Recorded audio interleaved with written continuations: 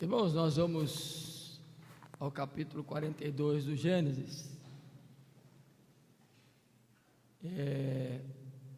Eu fiquei em dívida semana passada, quando terminou o culto. O irmã me procurou e perguntou para mim: pastor, o senhor não informou o nome egípcio de José, esqueceu de dizer o que significa Zafenate Paneia. Aí eu fiquei impressionado. A irmã, né, que está ali e tal, a gente pensa que gravou o nome e o significado do nome. Ela quis saber. Não vou dizer quem é não, mas ela quis saber. O nome egípcio que Faraó deu a José significa, dentro da probabilidade das nações que faziam parte e da cultura egípcia, Deus vive e fala. Esse é o significado que Faraó deu ao nome José, que era o nome de origem hebreia que José trazia. Mas depois que ele foi instituído governador do Egito, o homem apenas abaixo de Faraó, Faraó mudou o nome dele e disse: tu és aquele por meio de quem Deus fala, porque Deus vive. Que coisa maravilhosa, né? E a gente às vezes tem que procurar enxergar. Por isso que eu falei sobre os bons conselhos que José deu a Faraó e que ele acatou. Ele atendeu os conselhos bons que José lhe deu. E atendendo, ele só atendeu porque ele entendeu que Deus vivia em José e que falou a ele através de José. Quando a gente está atento ao que Deus nos fala, nós vamos ver que Ele é um Deus vivo e nos dá bons conselhos. Amém? Esse é o significado do nome. E eu estou dizendo, a irmã não está aqui hoje, depois eu falo para ela, mas eu disse que traria antes de falar hoje. Eu traria e eu tenho que cumprir o que eu prometo, né? Então estou cumprindo. Pode ser que alguém saiu com a mesma dúvida e eu não poderia deixar você ir embora com ela. O capítulo 42 é o capítulo que nós vamos ler agora.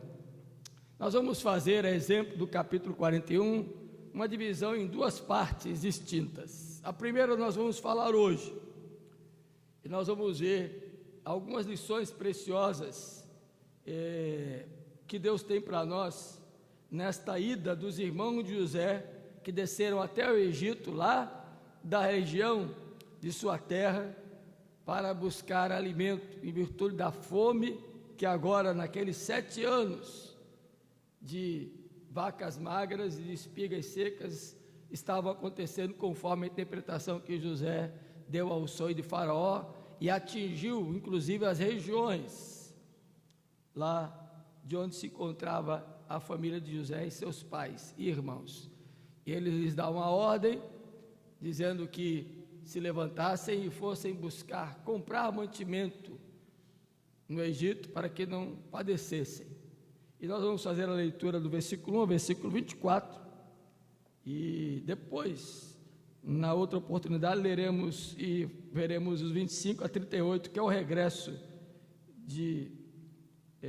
do Egito, que os irmãos de José têm após estarem com ele, com algumas características interessantes para nós. Mas hoje vamos ficar apenas com a primeira parte do capítulo 42. Acompanhe a leitura e, após o que, mantenha a sua Bíblia aberta, por favor. Sabedor Jacó de que havia mantimento no Egito, disse a seus filhos: por que estáis aí a olhar uns para os outros? E ajuntou: tenho ouvido que há cereais no Egito. Descei até lá e comprai-nos deles, para que vivamos e não morramos. Então desceram 10 dos irmãos de José, os meio-irmãos dele, é bom salientar, para comprar cereal do Egito. A Benjamim, que era o irmão, de fato, de sangue de José, porém, irmão de José, não enviou Jacó na companhia dos irmãos, porque dizia: para que não lhe suceda acaso algum desastre. Acredito que no coração de Jacó ainda permeava o tempo em que José havia sido encontrado por seus irmãos e feito eles o que fizeram com José. Então, agora Jacó, já previdente e precavido, manda os 10 à frente, mas deixa Benjamim com ele, o irmão mais novo. Entre os que iam, pois, para lá, também foram também os filhos de Israel, porque havia fome na terra de Canaã. José era governador daquela terra. Era ele quem vendia todos os povos da terra. Imagine aí, José era o homem que tinha a chave da despensa de todo o reino do Egito para vender também às nações vizinhas. Grande administrador. E os irmãos de José vieram e se prostraram, rosto em terra perante ele. Vendo José a seus irmãos, reconheceu-os, porém não se deu a conhecer. E lhes falou asperamente e lhes perguntou: de onde vindes? Responderam: da terra de Canaã, para comprar mantimento. José reconheceu os irmãos, porém eles não reconheceram. Aqui está o cumprimento do sonho de José, dito aos seus irmãos, pelos quais seus irmãos o chamavam de sonhador irresponsável, de bobo que sonha o que é indevido. Quando é que nós, teus irmãos, nós, esses 10 mais velhos, vamos nos curvar diante de ti? Olha aí, ó. Aconteceu aqui. Se cumpre o que Deus diz que vai ser, não deixa de se cumprir. No tempo exato acontece conforme Deus diz que vai acontecer. Isso vale para tudo em nossas vidas.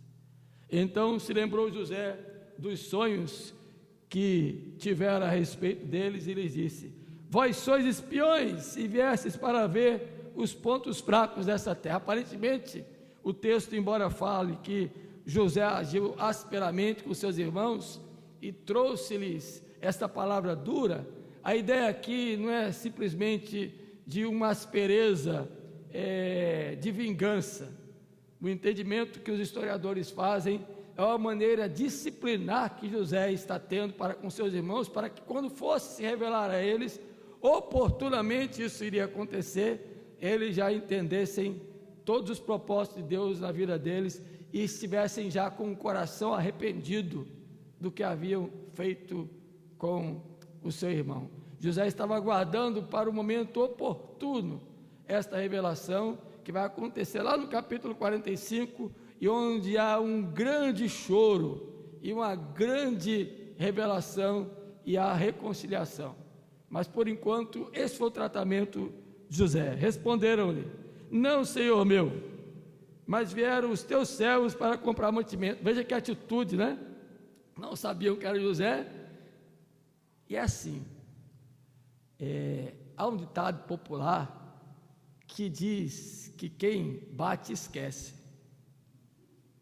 mas quem apanha se lembra.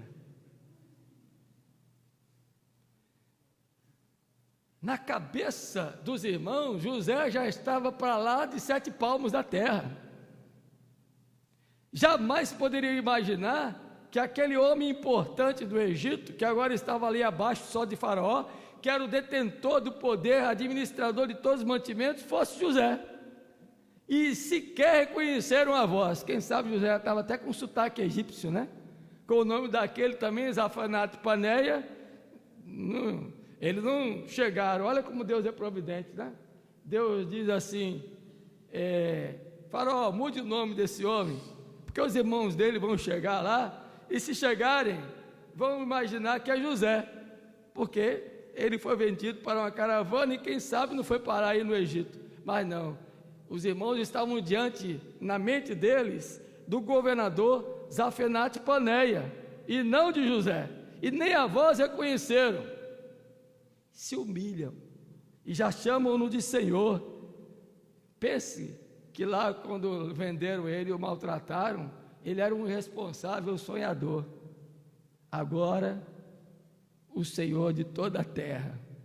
E aqui está uma simbologia tipificada na pessoa de Jesus.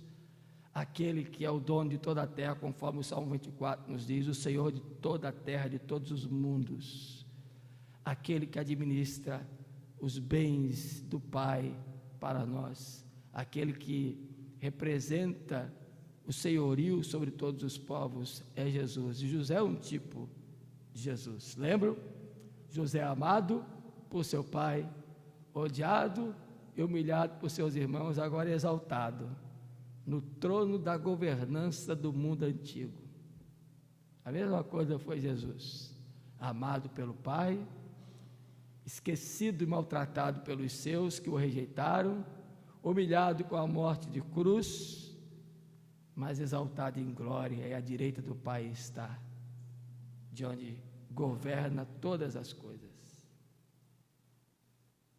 Ele, porém, lhes respondeu: nada disso.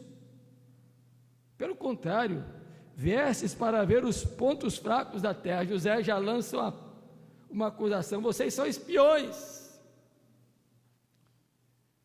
Esta era a maneira que José estava tendo de algemá-los e prendê-los, e agir estrategicamente para que pudessem trazer depois o seu pai e o seu irmão.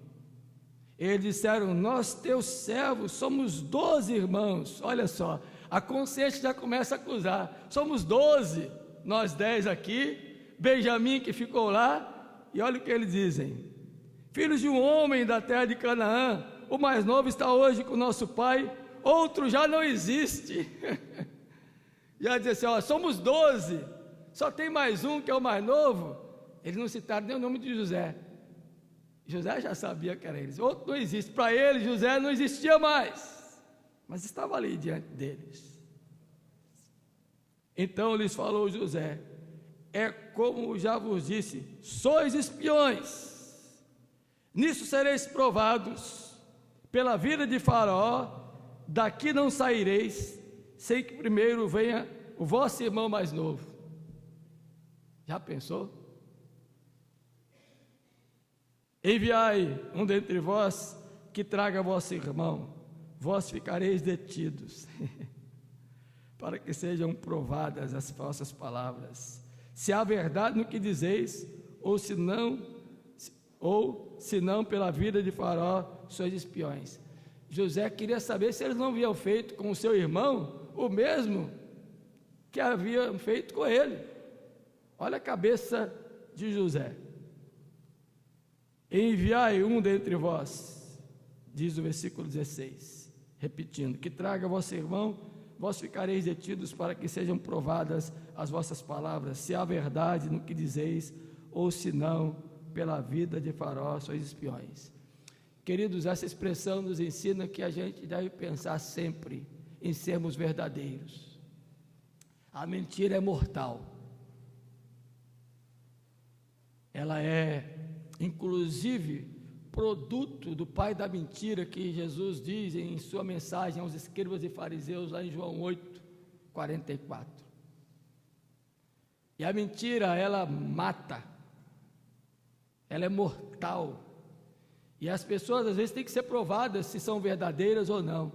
O que José estava aqui fazendo com seus irmãos era saber se eles continuavam com o espírito homicida, assassino, ou haviam mudado o coração e de falsos e mentirosos passaram a ser verdadeiros. Quantos de nós estamos mais próximos da falsidade do que da verdade? Deus nos prova muitas vezes, viu, irmãos? Para saber quem são os verdadeiros e quem são os mentirosos. E os meteu juntos em prisão 3 dias.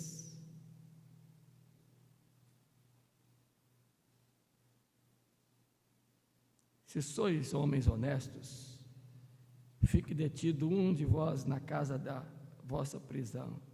Vós outros ide, levai cereal para suprir a fome das vossas casas. E trazei-me vosso irmão mais novo, com o que serão verificadas as vossas palavras, e não morrereis.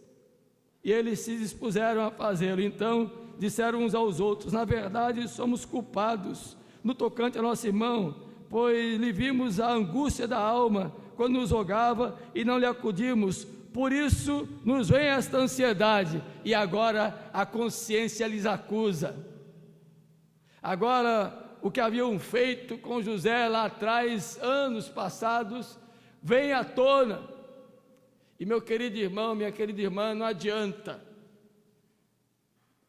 A nossa consciência, ela tem um poder de juízo muito forte sobre nós. É mais forte do que a gente possa imaginar. E há pessoas que passam anos e anos vivendo numa mentira, por terem praticado alguma coisa que ofendeu a alguém, mas numa hora oportuna serão visitados pela consciência, que lhes angustiará até que resolvam a pendência do passado. Isso é uma lição que eu e você não podemos deixar de observar para nossas vidas. Respondeu-lhe Rúben: não vos disse eu? Não pequeis contra o jovem. Lembra da história de Rúben lá, quando eles quiseram matar José? Foi o Rúben que tomou a frente. E não me quisestes ouvir, pois vedes aí que se requer de nós o seu sangue. Você já ouviu aquele desenho animado que dizia assim: eu não avisei? Eu disse. Olha aí, vou dizer um negócio para você. Não há pior coisa para uma pessoa que cometeu um delito, que fez algo errado, e que foi previamente avisada, esta pessoa, de que não fizesse aquilo, e ele fez. Não há coisa pior do que depois, lá na frente, alguém diz assim: eu avisei, está vendo aí? Isso dói mais do que qualquer coisa, porque em vez de vir conforto, consolo, vem rememoração, vem a memória ativa do mal praticado. Eu não te disse, e o que é pior, vem a incapacidade de retornar ao tempo para consertar o erro, e aquilo traz profunda angústia ao nosso ser, maltrata, é pior do que um algoz, é pior do que a prisão. Você já foi menino aqui, que eu sei.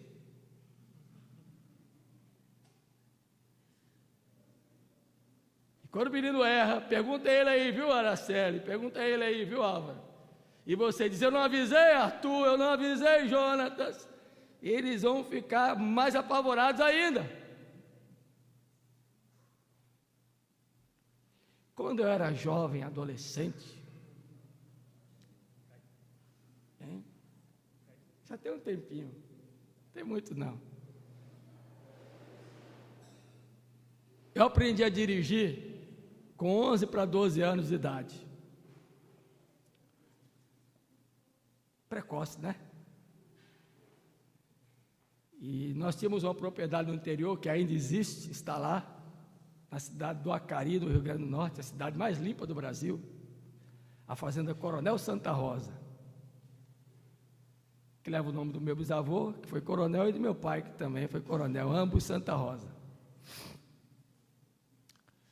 E a gente ia passar de vez em quando as férias lá. Minha mãe fez aniversário em novembro, e meu pai deu de presente para ela um Dodginho 1800. Quem é da década de 70 vai saber que carro era esse.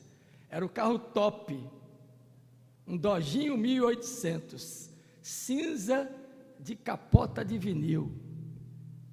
Foi o primeiro carro Dodge 1800 de Natal do Rio Grande do Norte. Quem comprou foi meu pai. Deu de presente para minha mãe. E aí fomos a família para o interior. Pense aí, meu pai no carro dele, minha mãe no carro dela, os primos, a primaiada toda, minha tia, 2 carros. E num dos dias eu resolvi ir com um carro novo para a cidade. Lógico, mostrar, né? Em vez de dirigir o carro do meu pai, que já era antigo, era um Corcelzinho GT, bom, bonito, eu fui de Dodge 1800, sem placa ainda. E na volta, o que aconteceu? Numa curvinha da estrada da fazenda, eu virei o carro. Amassou o lado todo. Meu irmão não era gordinho nessa época, conseguiu sair. E eu disse, vá correndo chamar alguém lá na fazenda. Lá vai meu irmão, quase 2 quilômetros chamar. Aí veio os trabalhadores da fazenda, eles viram o carro, puxam, a gente vai levando o carro puxado para casa. Quando eu chego lá, minha mãe quase me come com os olhos. Eu não disse, Cipriano, que não era para dar o carro para esse menino. Eu avisei. E meu pai, Arlete, calma, não deixa o menino mais nervoso, não, senão ele nunca mais vai dirigir. Eu dou outro carro para você. Pense no menino. 13 para 14 anos de idade. E a palavra do meu pai foi alentadora, agora da minha mãe foi um punhal. Eu avisei, eu disse, está vendo? Gente, isso dói, e tanto dói que eu não me esqueço, até hoje eu me lembro. O carro não prestou mais, teve que ser vendido, e posteriormente minha mãe ganhou outro carro. Fiquei de castigo, acho que 6 meses sem pegar na direção de um carro, para nada, mas doeu. O que doeu não foi a virada do carro, foi a palavra de minha mãe, eu avisei. Gente, isso é terrível para a nossa consciência. Você já sofreu isso, que eu sei. Agora imagine espiritualmente, as pessoas estão dizendo, olha, não faça assim, olha, não vá por esse caminho, olhe, isso é perigoso. Não fale desse jeito, não trate desta forma, procure olhar como as Escrituras falam, procure ver a orientação de Deus para a sua vida. Aí a pessoa não lhe dá ouvido, de repente acontece um negócio, aí o que você faz? Você chega lá e diz, está vendo? Eu lhe avisei, meu irmão, acho pouco. A Bíblia diz que Jesus não ia contra a torcida que fumegava, nem esmagava a cana quebrada. Palavras, queridos, devem ser ditas para afagar, palavras devem ser trazidas para consolar, não para ferir mais ainda. A nossa consciência ferida se agrava muito mais em sua dor, quando nós sabemos que deveríamos ter feito e não fizemos o que nos foi aconselhado para fazer, e somos lembrados do nosso erro e da nossa culpa. Isso adoece e machuca.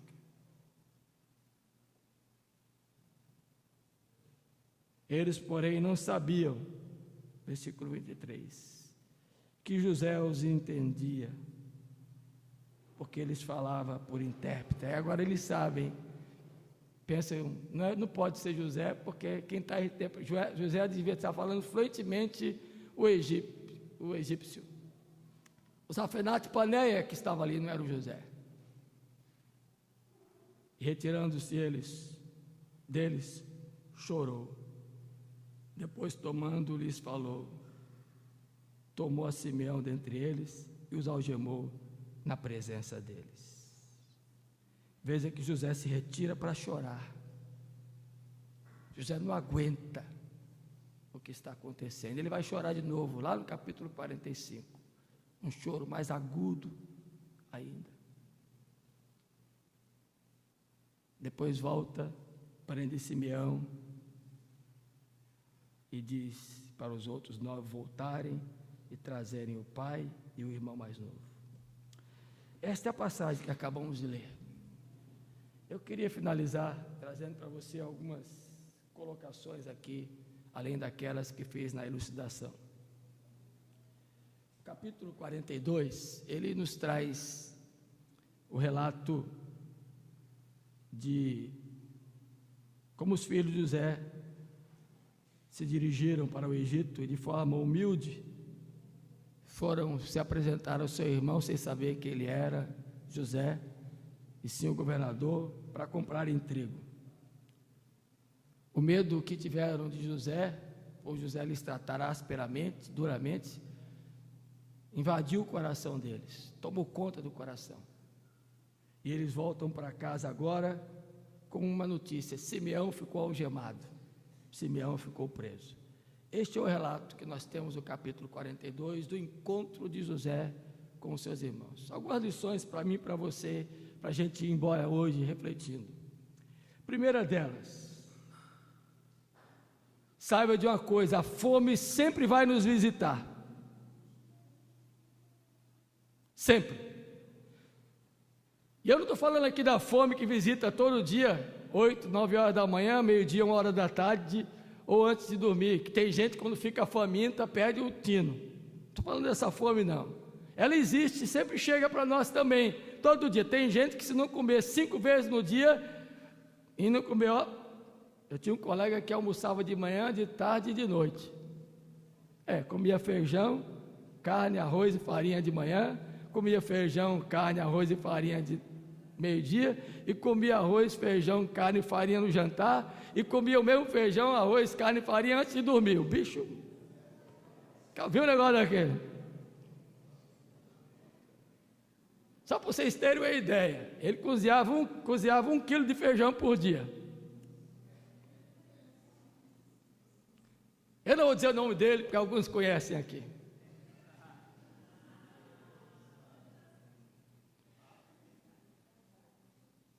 E ele não sabia ficar com fome.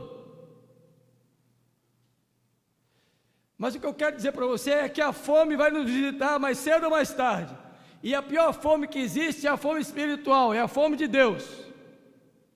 E nos diz o profeta que haverá um tempo que as pessoas andarão de mar a mar, de terra a terra, para buscar a palavra de Deus e não a encontrarão. Se afligirão em suas almas.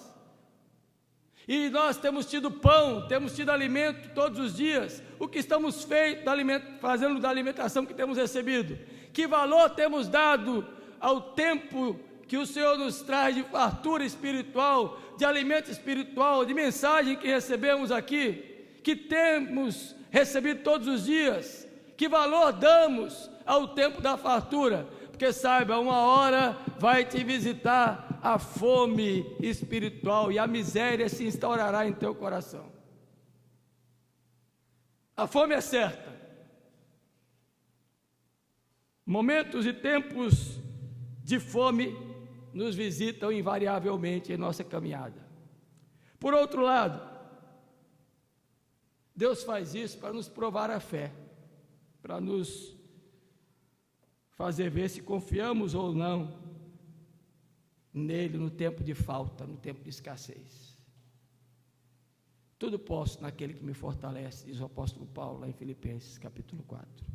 E aquele tudo posso naquele que me fortalece, queridos irmãos, não é poder todas as coisas não, é saber que Deus nos dá o poder de passar na hora da privação e na nossa necessidade, forças para suportar.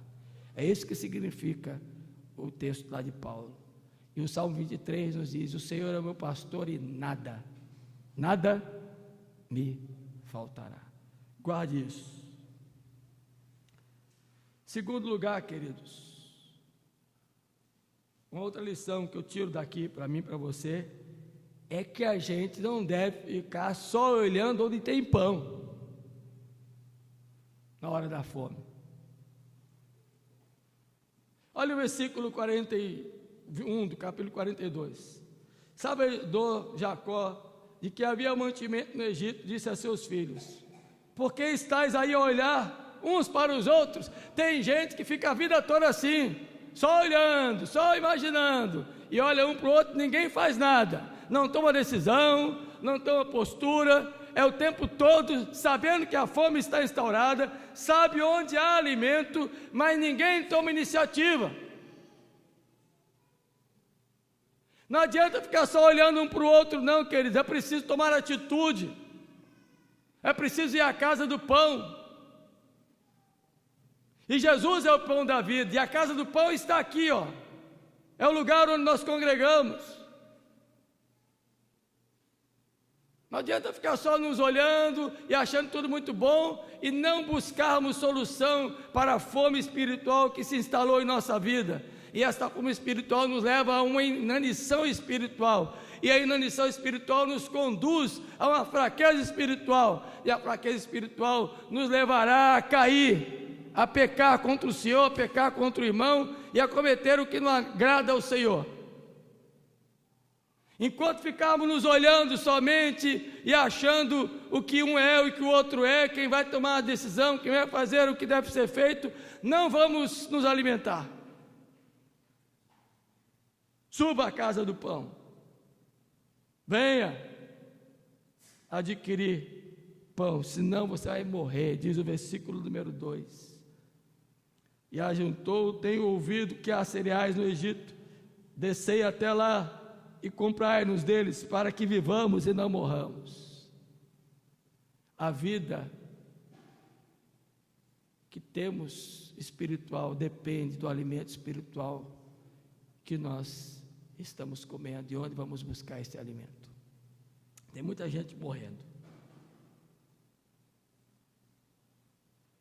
Terceira lição para mim e para você. Esse texto nos ensina que Deus é um Deus providente e sempre nos mostra o lugar onde podemos ter provido as nossas necessidades. No caso, mostrou a Jacó, é no Egito, eu sei que lá há mantimento, vão até lá buscar para que a gente não morra. Deus é assim, queridos, Ele nos dá provisão e nos mostra o lugar onde nós vamos nos alimentar, onde não vamos ficar subnutridos. E eu quero dizer para você uma coisa que eu já disse na outra oportunidade, quando falamos lá no capítulo 40, Deus usa pessoas e lugares para nos abençoar.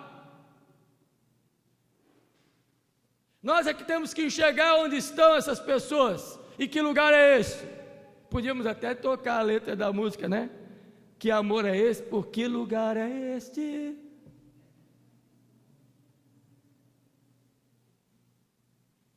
Não há lugar melhor que este. Que lugar é este? É o lugar onde você recebe alimento, meu irmão, onde você recebe pão. Por que você está procurando em outros lugares, em outras pessoas? Deus já levantou gente para te abençoar, e Ele é quem providencia esses meios. Quarto lugar, entenda que Deus tem todo o poder na disposição de suas mãos para nos abençoar. José representava o poder do mundo inteiro para dar alimento. Dispôs soberanamente a José naquela posição de destaque, para que no tempo da escassez, o povo de Deus, sua família pudesse ser alimentado. Deus é assim, Deus faz a mesma coisa. Ele tem todo o poder de nos alimentar, só Ele pode nos alimentar, e só Ele pode nos mostrar quem vai nos dar o alimento. Sinceramente, queridos, às vezes me entristece muito, como pastor, e ao longo desse tempo de ministério pastoral, não foram poucas as vezes que a tristeza tomou meu coração. Quando a gente vê pessoas ouvindo de todos, menos do que quem deve ouvir, menos do que de quem deve ouvir a voz de Deus. E é interessante, queridos, que a gente gasta tempo, gasta energia, gasta entendimento, gasta nossa capacidade cognitiva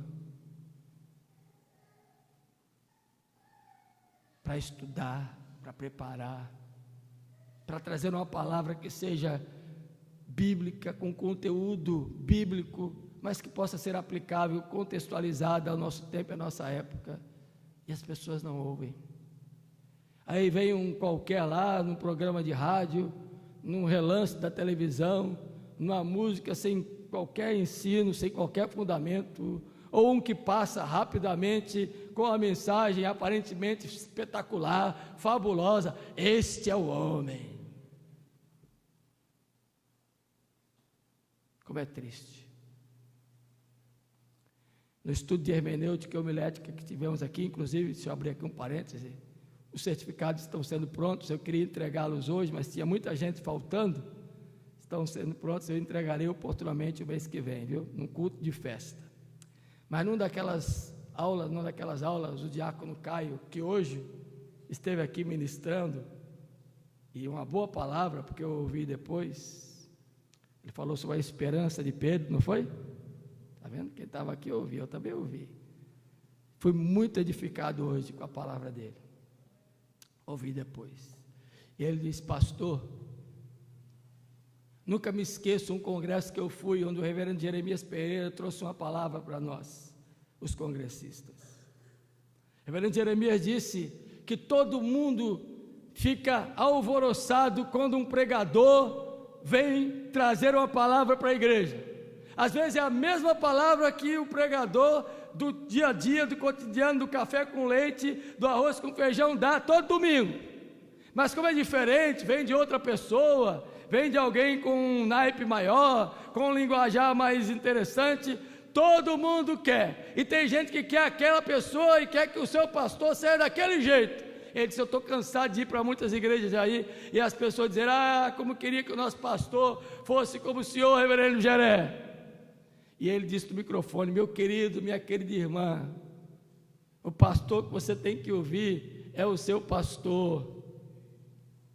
É ele que está lá todo domingo de manhã, todo domingo à noite, toda terça, toda quinta. É ele que dá para você o café com leite, o feijão com arroz. É ele que traz o alimento. Eu passo aqui no final de semana, eu trago uma palavra, inclusive essa palavra às vezes é a melhor que eu tenho guardada. Trago na algibeira. E deixa eu contar um segredo aqui para você.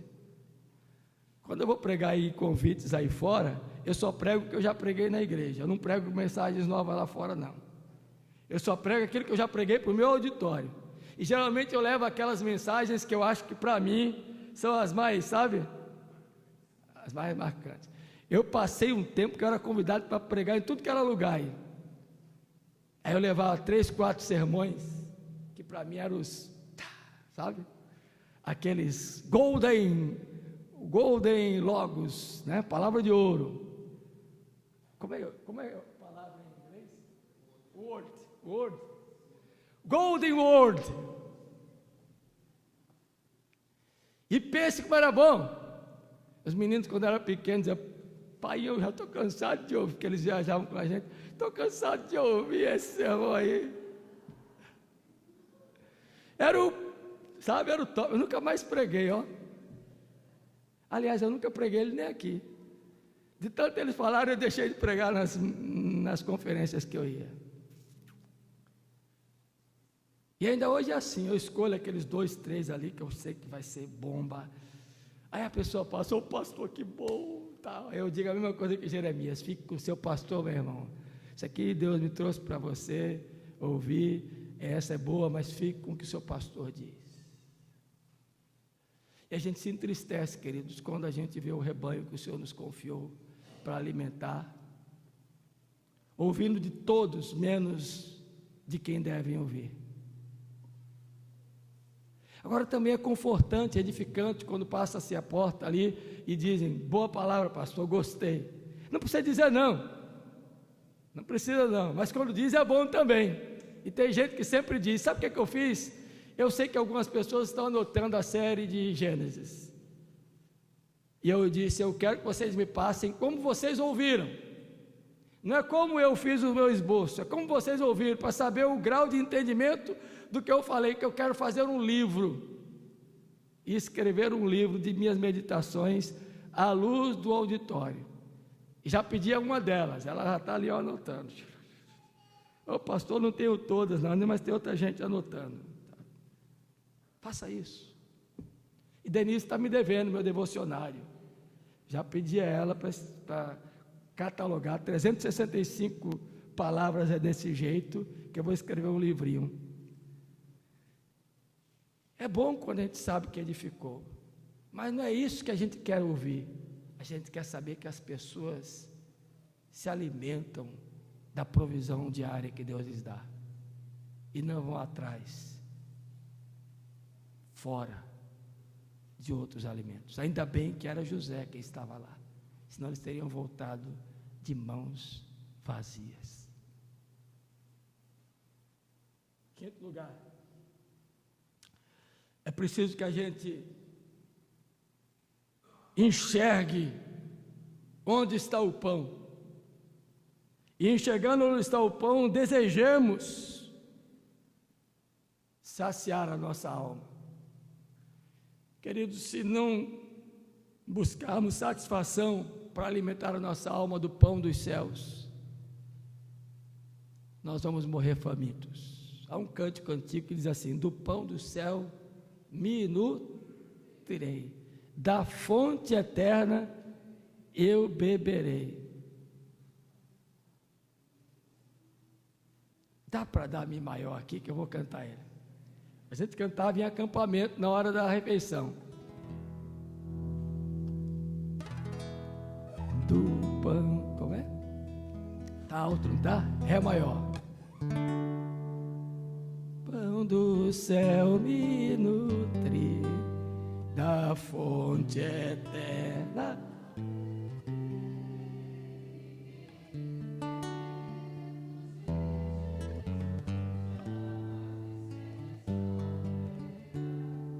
Amém. A gente tem que saber onde está o pão e ir comer e beber da água da vida, saciar a nossa alma, queridos. Por fim, eu quero encerrar a nossa reflexão dizendo que é necessário obedecermos às ordens do Pai. O texto nos diz que os irmãos de José, enviados por Jacó, versículo 4,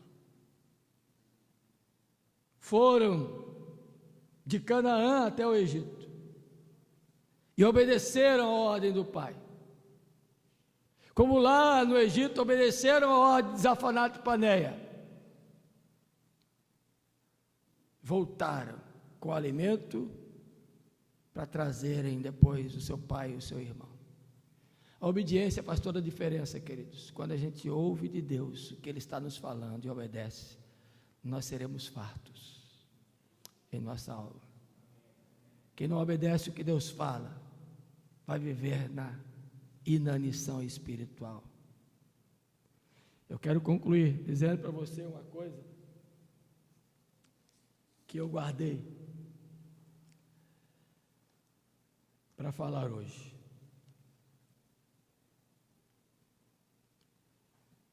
Lá em 1 Coríntios 11, o apóstolo Paulo fala das instruções para a ceia do Senhor. E dentre algumas instruções preciosas que ele traz, ele fala de muitos fracos e doentes, e não poucos que já morreram, porque não estão comendo direito do pão e nem bebendo direito do vinho. E não estão discernindo. Não quero aplicar a ceia, embora essa seja uma orientação para aquele momento especial. Porque o que acontecia lá em Corinto era que antes da ministração da ceia existia a festa do amor. E tudo que era guardado para ser repartido e comerem juntos, do alimento que estava separado, alguns chegavam na frente e se esbanjavam, se entregavam, esqueciam dos outros, comiam tudo, e a festa do amor passou a deixar de ser festa do amor, e depois iam para a celebração da Páscoa, e aí comiam indignamente, porque não pensavam nos outros. Aí Paulo diz: há muita gente fraca e doente aqui entre vocês, Coríntios. E deixa eu dizer uma coisa, você tem muita gente doente na igreja, doente da alma e doente no corpo, nos ossos, na mente e no coração. Não vai sarar nunca, nunca vai sarar, porque a mente e o coração estão cheios de coisas que estão afetando a estrutura corpórea, física e psicológica de sua vida.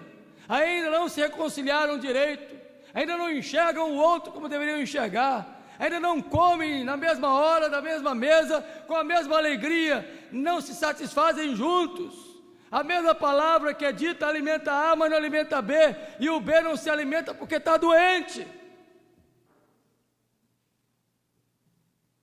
Assim como ficaram os irmãos de José amargurados, foram buscar comida, mas voltaram para trás amargurados no coração, porque a consciência lhes acusava. E Rúben entende tudo e diz: eu não disse a vocês que isso ia voltar contra nós? Queridos, quando não valorizamos a palavra de quem nos anuncia com autoridade e que foi posto por Deus para isto, e desprezamos e não levamos em conta o ministério, não levamos em conta a palavra que é anunciada, quem adoece é quem não leva em conta, mas quem leva vai ficar bem da vida, espiritualmente fortalecido. E faça uma análise aí e veja quem são os doentes. E procure ver se estes não são aqueles que não estão dando ouvidos.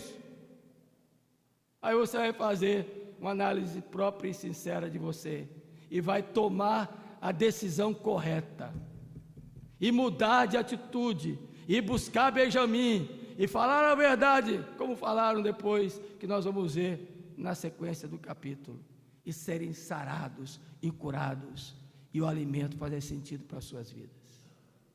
Que Deus nos abençoe e que a gente não brinque de crente. Valorizemos o pão que estamos recebendo, porque tempos de fome virão.